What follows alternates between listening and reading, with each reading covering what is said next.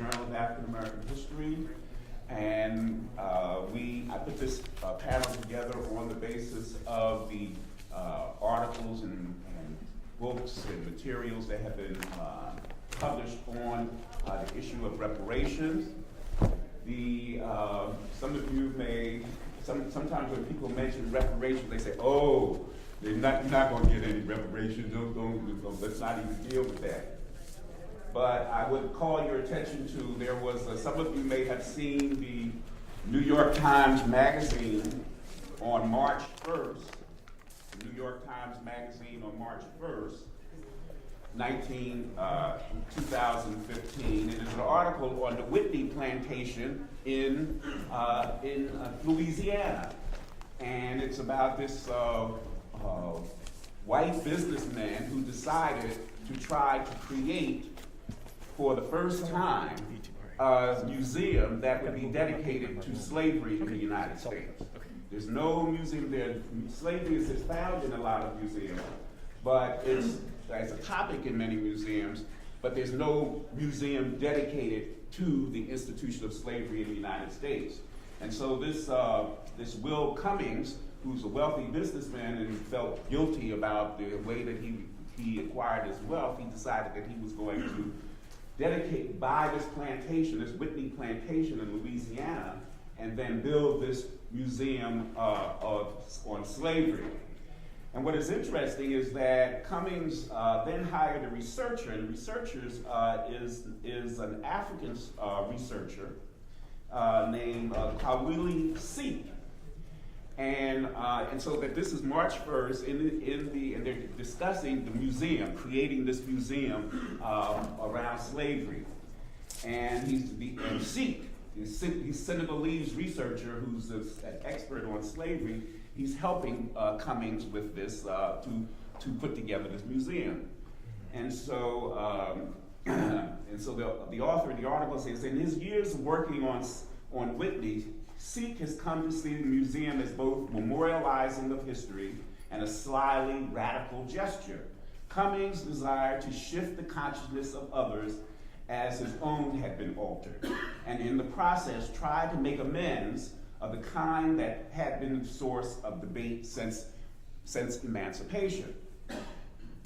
And so this is Seek. He says, if one word comes to mind to summarize what is in John's head in doing this, that word would be reparations. Real reparations. He feels there is something to be done in this country to make changes. Okay, so that was March 1st in the New York Times Magazine when they brought it up. And I don't know whether any of you have seen the controversy between Greece and Germany, and the problems with the debt that Greece owes to the European Union and the demands that the European Union is making on the Greeks in order to pay off their debts. Well, the Greeks have come back. The Greeks have come back, and so there was an article as of this is on March 11th that was in the newspaper and sent around from the Guardian. And the headline of the article is, Greece sours German relations further with a demand for reparations. And so the Greeks want reparations from the Germans for the devastation that they brought upon the Greek people during World War II, and they have never paid them back for all of these kinds of destruction of the Greek society and killing of Greek people. And so the headline of the article in The Guardian is that the Greeks are demanding reparations of Germany. And so that the idea of reparations is growing, and there is I hope you know about the Institute for the Black World's National Summit on Reparations that will take place April 9th to 11th in New York City. And so if you're interested in that reparations summit that Ron Daniels and the Institute for the Black World for the 21st Century that's holding next month, that will be in New York. And so you should go to the Institute for the Black World's website for information about that National Reparations Summit that's going to be held April 9th to 11th. And that is in response to the reparations demand made by CARICOM, the Caribbean nations, of making these reparations demands of the European nations. And Ron Daniels and the Institute for the Black World have invited members of the CARICOM Reparations Commission to attend the Reparations Summit that will be in New York City. And the chairman of the CARICOM Reparations Commission, Sir Hilary Beckel, will also be attending. And I recommend Sir Hilary's book, Britain's Black Debt, Reparations for Caribbean Slavery and Native Genocide, is the basis upon which the CARICOM nations agreed to make these demands on the European nations for reparations. And then in November, the first week of November, there will be an international reparations conference that will be held at the University of Edinburgh in Scotland. And they are now, they have issued a call for papers for people who may be interested in attending this conference at Edinburgh. And this will be an international conference, and they will have people from around the world, but Sir Hilary and various other people will also be in attendance. So I have the information on some of these events.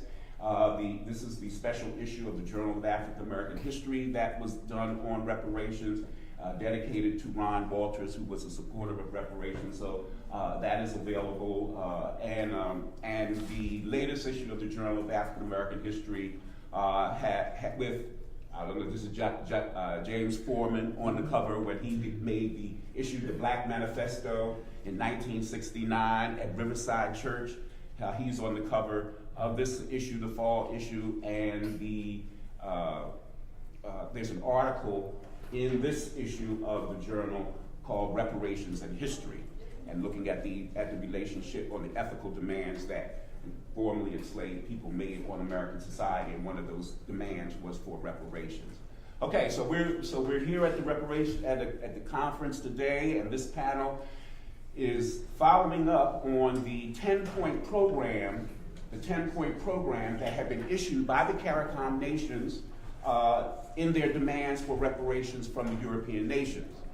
The CARICOM 10-point program includes, they want an official policy from slave trading nations. They want reparations programs for resettlement in Africa.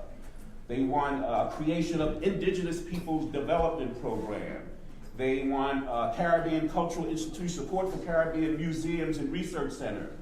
Public health programs to deal with high rates of hypertension, type 2 diabetes, and other health problems for people in the Caribbean. They want funding to support programs to eliminate illiteracy among the people in the Caribbean.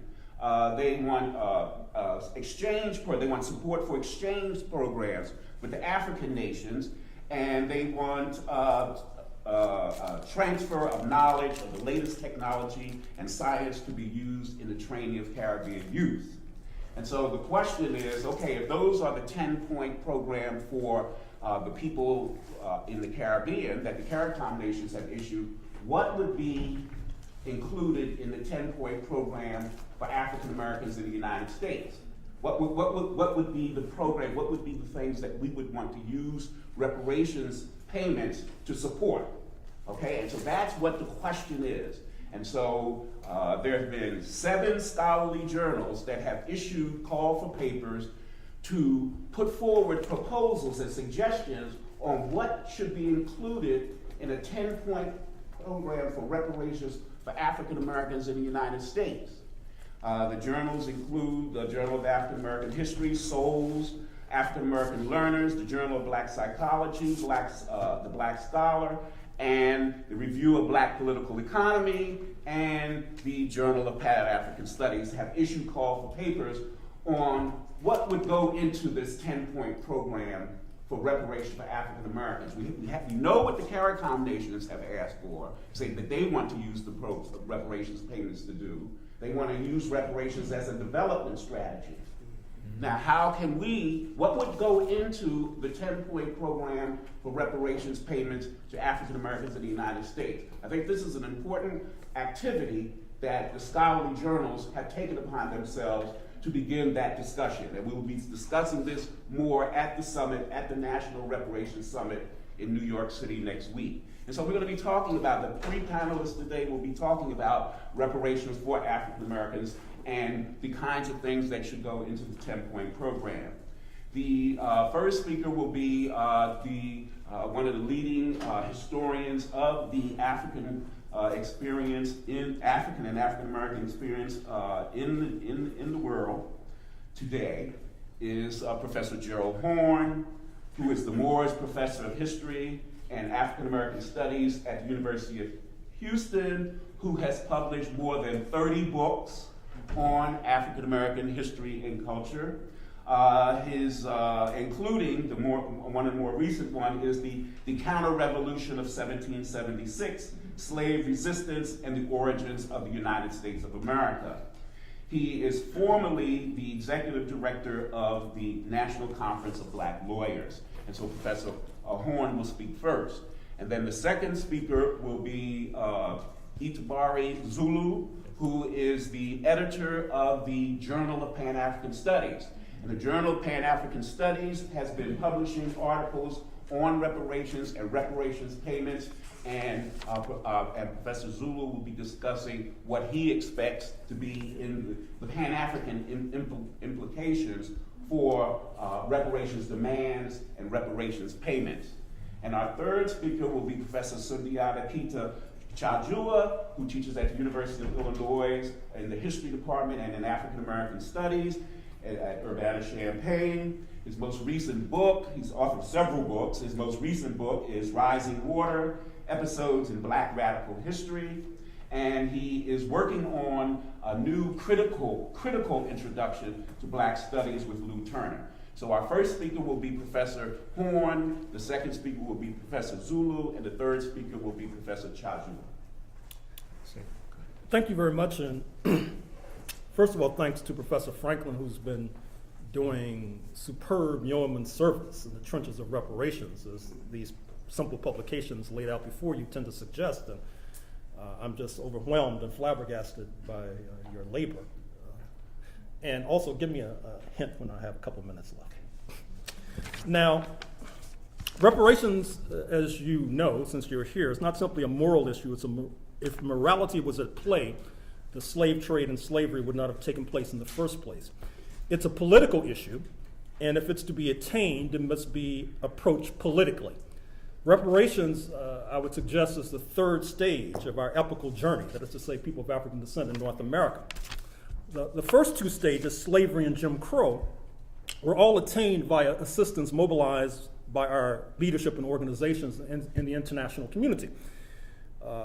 In a book I published a couple of years ago, Negro Comrades of the Crown, I discussed at length our ancestors' alliance with Great Britain against the settler class here in North America. And in my book on the Haitian Revolution, which is due out in a few months, I talk about our alliance with revolutionary Haiti, which led to the destruction of slavery.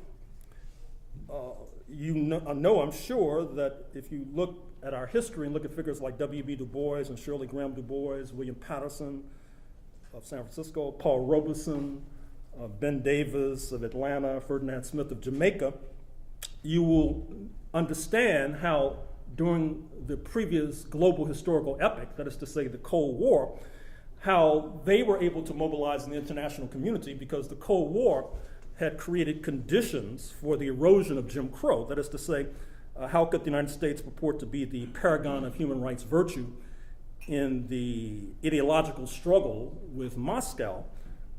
And how could the United States appeal to newly emergent African and Caribbean nations when African Americans were being treated so atrociously? So this created a dynamic that led to the erosion of Jim Crow. Jim Crow had to go as a result. The problem with the erosion of Jim Crow in that particular historical epic is that it left us in a disadvantageous position to pursue the third stage, which is reparations, because the price we paid for the erosion of the second stage was the marginalizing of our most internationally minded, globally minded leaders at a time when reparations, because of the particular shift to the right of the United States and also the Euro-American working class and middle class, has made reparations not necessarily the most popular domestic agenda item in the United States of America. In other words, once global pressure was reduced on the broader Euro-American community, including the ruling class, the middle class, the working class, this community as a whole began moving ever more sharply to the right, which sheds light on some of the recent crimes that we're all familiar with that have afflicted our community in recent months. The recent scandal, for example, in Ferguson, Missouri, where the Department of Justice has shown that our community was targeted disproportionately for arrests, for biting by police dogs, including 14-year-old boys, and a financial shakedown whereby our brothers and sisters were basically targeted for ticketing at disproportionately high levels, and then when unable to pay the tickets, were oftentimes detained, losing their jobs, and then this creates a pit of corruption that some are benefiting from, and with little mass outcry, not to mention the fact that we know that Ferguson is not sui generis, that this is happening from the Atlantic out into the South Seas. It's indicative of this conservative bent of the nation that I just made reference to. So given the present conservative domestic climate in the United States, as evidenced by the GOP hegemony in Congress and frequent threats to shut down the government, given hostility to even justified anodyne, antiseptic programs like affirmative action, it should come as no surprise that reparations, given the present correlation of forces right now in the United States, seems to be an uphill climb, which should come as no surprise, since if we had depended upon the U.S. domestic scene, the U.S. domestic audience, exclusively as the leverage that we needed to get rid of slavery and Jim Crow, some of us would still be on the auction block right now.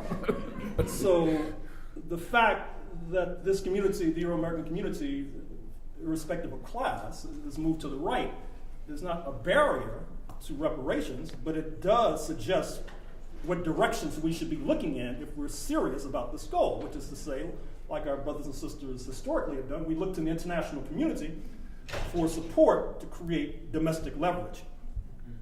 So the question is, how do we intervene in the international arena to place pressure in the United States on the reparations front? This should be obvious, but I think that our leadership realizes instinctively that black folk in the global arena is the third rail of U.S. politics. That is to say, Martin Luther King, now sancted and saluted, including in Selma most recently, was excoriated after he denounced the war in Vietnam.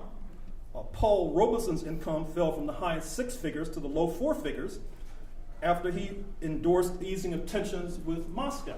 Likewise, W.E.B. Du Bois, as you know, more than 60-odd years ago, was indicted and was handcuffed after he spoke about banning nuclear weapons, which the U.S. ruling elite thought would hamper their then rising global hegemony. Malcolm X met his Waterloo after he began discussing taking the United States to the United Nations, something Robeson had done in 1950 and 51. So I think that our organizations and leadership realizes that what I'm about to propose will bring down a hailstorm of criticism and attack, and worse.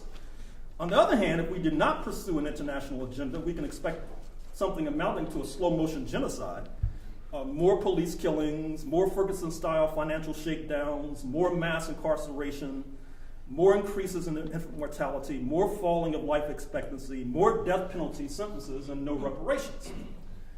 Indeed, one of the many reasons why our community is doing so horribly nowadays is leading to many of my students oftentimes suggesting that in some ways the era today is worse than the nadir of Jim Crow, is precisely because of the radical change in the international climate over the past few decades, leading to what some are referring to as the new dark ages, with 10-year-old girls acting as suicide bombers in Nigeria, with beheadings being uploaded to YouTube, and not to mention all the crimes that are taking place in our community with regard to naked men being shot in Atlanta, even if they're naked, I assume that you can't say they had a weapon on them.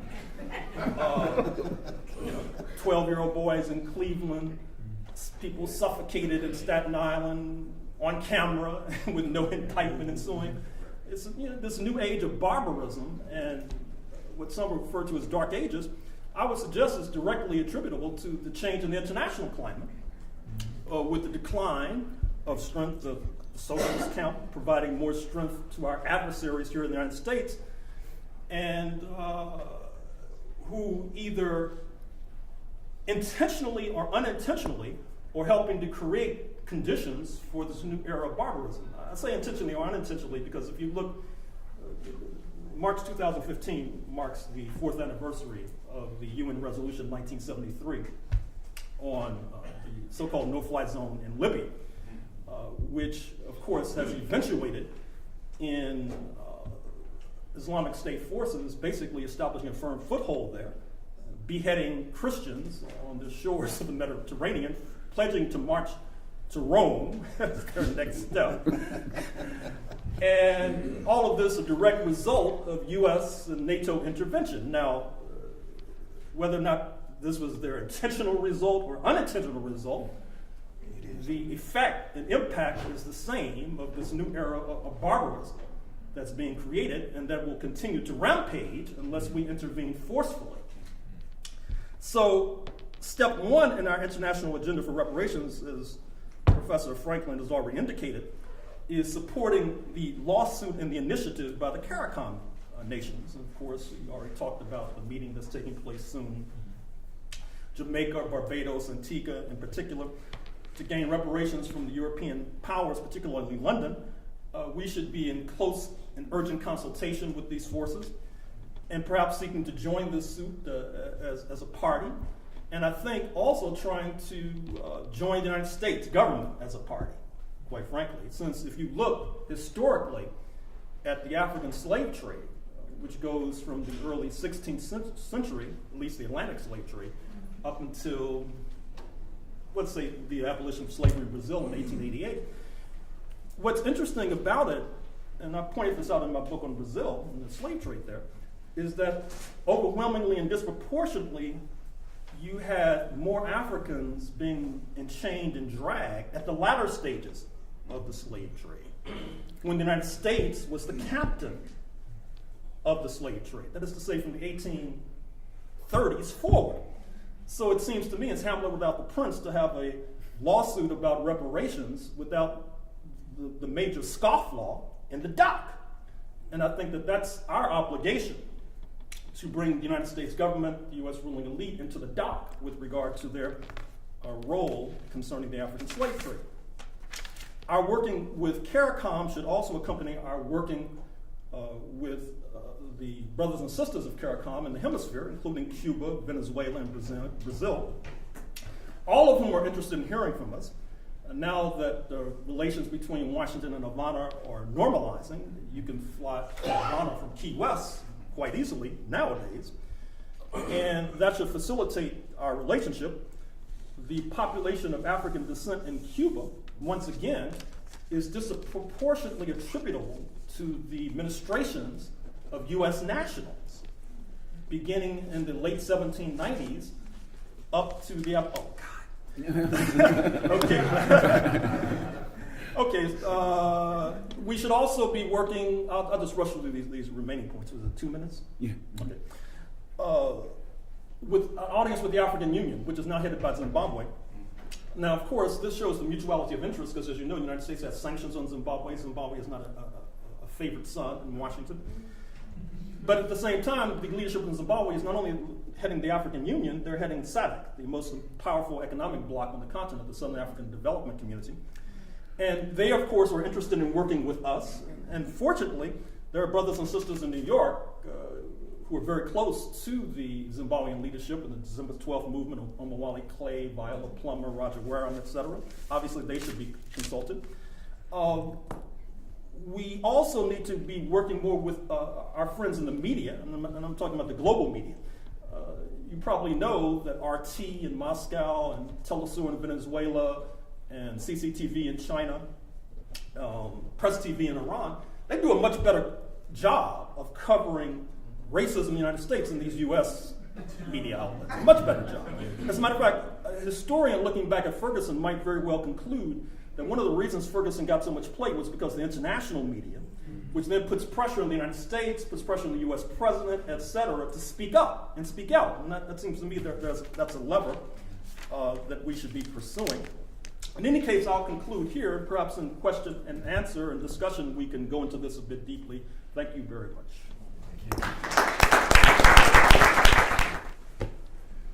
First of all, thank you, Professor Franklin, for inviting us. Journal of Pan-African Studies. We started very humbly in 1987, and we're probably the newest kid on the block as far as journals, academic journals. The Black Scholars have been around for a while. 69, and the Journal of African American Studies. Gerald of African American History. This is our centennial. History. Yeah. This is our centennial year. Yeah. So I feel honored to be part of the panel and doing publishing and that type of thing. My topic is Pan-African movements, reparations, demands for the 20th century. Interesting enough, Henry Sylvester Williams actually started an association called the Pan-African Association in 1897, and he actually created a journal called the Pan-African Journal, or the Pan-African, in 1901. So we have a lot of history in dealing with Pan-Africanism, and I won't bore you with all the history of Pan-Africanism, but the Pan-African Congresses started in 1919 and moved on. And we had our major one in 1994. There's been a couple after that. Some kind of hiccups in the whole process of one in South Africa. There's supposed to be something happening in Ghana. But there's been a lot of Pan-African Congresses going on in Paris and London, even New York for a minute. Manchester, Dar es Salaam, of course, Kampala was, I guess, the most major one. There's a lot of confusion on how did that come together recently with South Africa and the whole activity that's going to go and happen in Ghana. But anyway, I won't go through a complete history of all the organizations, but there's a lot of organizations that had a Pan-African focus, from the Pan-Africanist Congress in South Africa to the All African People's Revolutionary Party, started in 1968 with Kwame Nkrumah. Continued with a more contemporary person, Kwame Ture, with the same organization. Then we skip all the way to 2004. We have the Pan-African Parliament, which is based in South Africa, started by the African Union. And with the African Union, we have the creation in 2001 from the Organization of African Unity that started in 1963. So there's a long history of Pan-African involvement all the way from Henry Sylvester Williams to the present. And there was a meeting in Senegal of the first Conference of Intellectuals of Africa and the African Diaspora, where you had a lot of people coming together, and we had even some local people here, right here at the conference, who attended that. It was very interesting. So there's a long history of Pan-African involvement and also dealing with reparations. And so a lot of the issues were always dealing with what is the repairing aspect of our experiences as African people all over the world? What is the healing aspects of African people all over the world? And how do we restore African people all over the world? And this question of reparation has always came up in all those different movements. I think all the discussions at one time, whether it was in London, Paris, or New York City, dealt with how do we get paid for the suffering of our people internationally. And of course, we had the organization called the National Coalition of Blacks for Reparations, called NCOBRA. Started in 1987. Then that kicked off kind of a storm of activity. And we had the Republic of New Africa talking about reparations a long time with Imari Obadeli. Then we had Congressman Conyers from Detroit introduce legislation in 1989 about reparations, basically a study of reparations, of how it affected people of African descent. And interesting enough, he got some support, but he's still continuing to push for reparations, just a study of reparations in the United States. So since 1989, he's introduced the bill into Congress every year. So that's a couple of years now. And the interesting thing about it, my take on it is that, we did the Million Man March and the million marches and that kind of stuff like that, but we never had 1 million people show up for reparations. I think if we want to really do something quality, we should show up maybe 2 or 3 million, maybe 10 million, and ask for reparations. And I'm pretty sure it would happen overnight, and Mr. Obama would do his job, and we'll probably forgive him for some other things. But, I think until we take it seriously, and COBRA has been advocating for reparations for years. Of course, Congressman Conyers has been doing that. And I think we have to take it seriously. We have to teach reparations. Maybe we need some courses. I'm not sure if there's any course on reparations, but we need to teach that to our youth. Maybe we need to start from preschool to the PhD level, because sometimes we don't take it serious enough. We don't know all the indications of it, and even Greece is asking for reparations, and other people got their reparations. We know the Asians got reparations. Other people got reparations, so other people did get paid. So it's not an impossibility. It's not something that we can say we'll never receive it. Everybody's looking for their 40 acres and a mule still.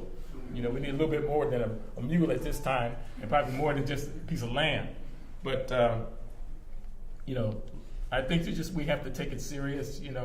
It's become a popular issue. I know Randall Robinson did his book, The Debt. And we have the book about London's debt to black people. So anyway, then in 2008, we had some kind of apology by the United States House of Representatives passed a resolution apologizing for American slavery and discrimination laws. In other words, said, oh yeah, we did something bad, but it's okay, but we're not giving you any money to go with it. Okay? Wow, this time is going fast. Okay. Anyway, when we got the call from Professor Franklin here to be a part of this, we said, yeah, we're going to do this 10-point platform, what they've done in the Caribbean. We want to see what African Americans have to say about it, and we're going to, write about it. And so we were looking at the issues of health, education, income tax reduction. Probably people like that one. Deal with reparations as far as the methodology, historically black colleges. These are some of the issues that we wanted to deal with in our journal. Also, we haven't had the response that we expected, but we're going to do something a little bit different. What we do in our journals, we have special issues. So I'm looking for a guest editor to push it forward. So that's how we do our journal. When we have a guest editor, things just kind of happen. We have different topics, like we have 3 or 4 a year, a special issue. So I'm throwing it out there for us to consider. If you'd like to be a guest editor and you got a couple people in mind and some things that you want to do, let me know. And we want to get our reparations issue in collection with the other journals and the other scholars. We want to make sure that that happens. So again, I put that out there for everybody to participate. Thank you. Good morning. Good morning. I want to do a couple of things. On the one hand, I want to talk about the ways in which a real struggle for reparations could transform the African American community in a way in which it would in fact make us capable of leading that struggle. And in that process, I want to say some things about the use of history in that struggle.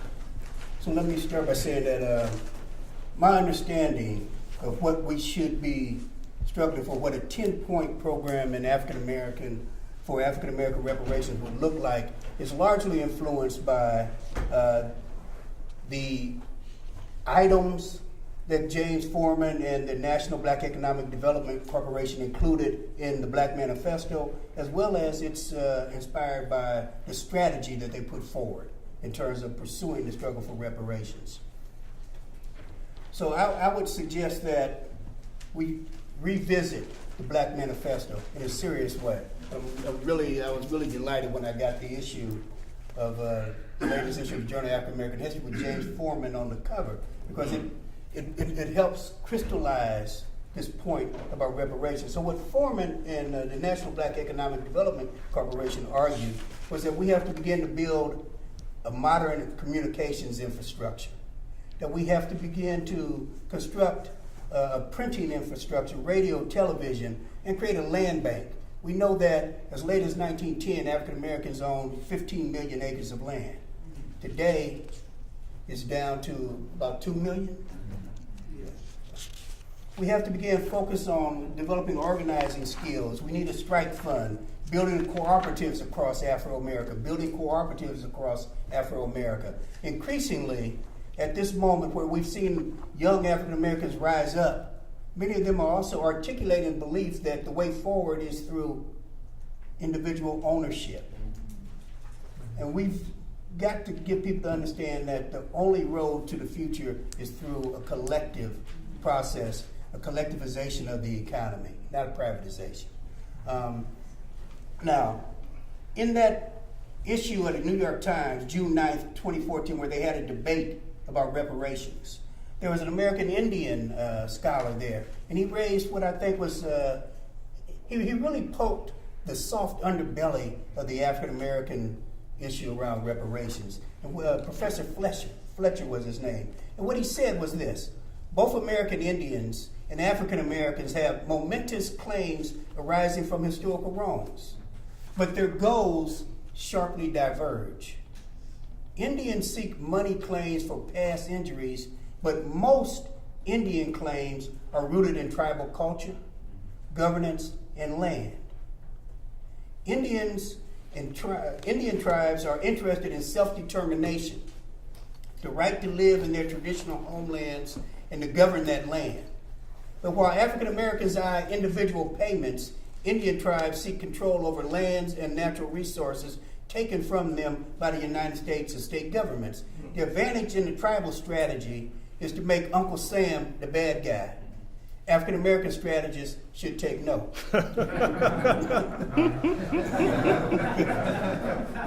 Now, he somewhat overstates the question. We've always taken note that Uncle Sam is a bad guy. But the point about reparations as a strategy to affect self-government, the use of reparations to develop the African American community is what I think we should take from Brother Fletcher's comments. Now, what I want to do now is kind of sketch out some polls and give you some idea of how the public is reacting to reparations. As Professor Horne said, we've been able to garner some international support around various things. But let's look internally and see where we stand on reparations, because at the end of the day, right, it is our capacity to organize, galvanize the African American population that creates the only basis upon which we would merit international concern. You know, people international, they're not operating off of morality, as Gerald said. They're operating off of political strategy. And you don't support folks who have not organized their own people in a clear struggle. So looking at some data points, June 2014 poll by shows that on the question of the legacy of slavery, and this is what they were asked: do you think the impact of slavery is a major factor, a minor factor, or not a factor in the lower average wealth levels for blacks and whites in the United States? And we know that the level of African American wealth relative to whites is about 14%, right? And so here's what the survey found. 51% of whites say it's not a factor at all. It is absolutely irrelevant. Okay? Only 14% of whites say that it's a factor, a major factor.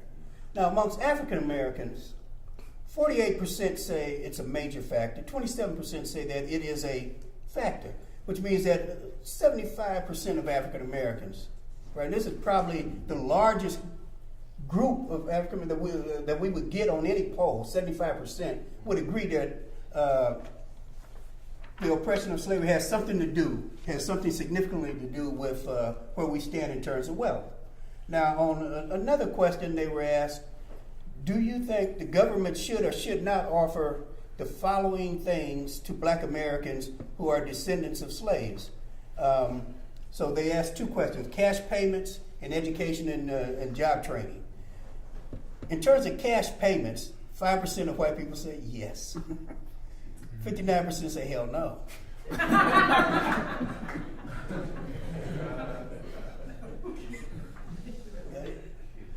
For African Americans, 63% are for training programs, and a slightly smaller percentage for cash programs. Now, the survey also reveals that, well, let me shift from the survey and go to my class. Anybody familiar with the film Banished? Mm-hmm. Okay, I show Banished after we finish the Civil War. I lead in with Banished because I want to use it to raise two questions that I ask. The first question is about whether or not those Confederate leaders, right, and the 20,000 richest slaveholders should have been charged with treason and hung by the neck until dead. I don't phrase it that way. I actually say it should be executed. But the question that's relevant for us is the question about should the enslaved people, the freed people, have been compensated for 246 years without remuneration.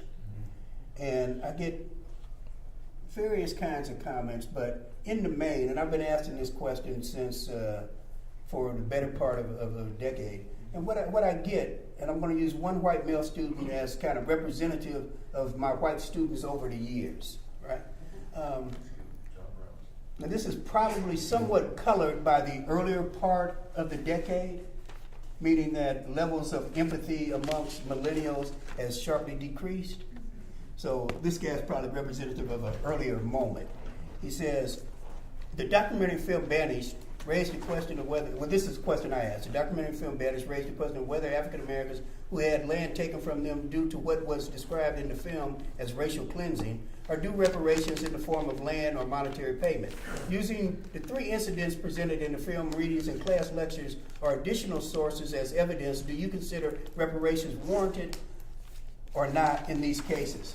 So Representative White Male says, it is not a question that what occurred at the places in the film was sickening and wrong.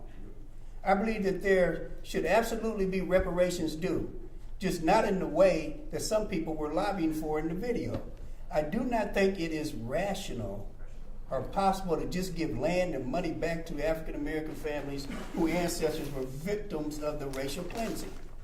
I do believe, however, that these cities owe the Black community formal apologies and need to make it clear to the public that African Americans are very much welcome into their community.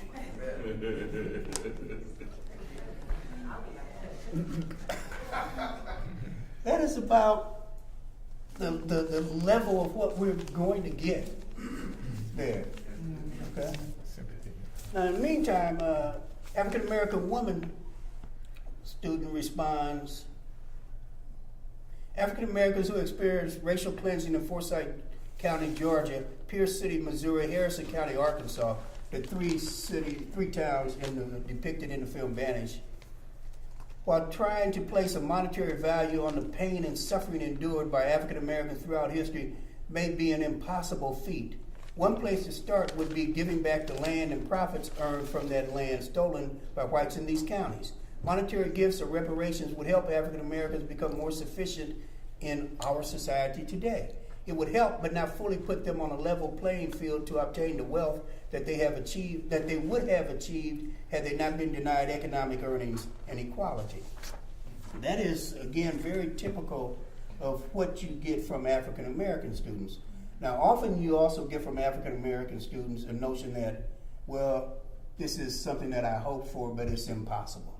Mm-hmm. It's not going to happen, so we need to move on to something practical, while acknowledging that need. So what I want to suggest is that we have to construct a strategy that will convince our people that reparations is not simply a pipe dream. And this is where I want to interject and say a couple of things about history, right? And by history, I mean the study of the past.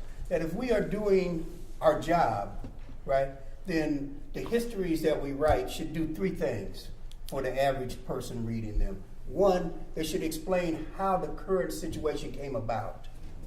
Two, they should explain that the current situation is a product of choices. It is not inevitable, it is not God-given, it is a product of choices, and that there were always alternatives. And it's for this reason that when I teach my African American history survey, I have a section that I call A Tale of Two Tommies. And so one Tommy is a criminal, a pedophile, Thomas Jefferson. And I lay out Thomas Jefferson, right? His positions, what he stood for, et cetera, et cetera. You know, the line where he says that the birth of a black child every 2 years is the best investment that one can make. And then I go to another Tommy. The other Tommy is, oh man, I'm getting a brain freeze. Tommy Smith? No, come on, Gerald. You know that. Same time in the Revolutionary War, wrote Common Sense. Oh, Thomas Paine. Thomas Paine.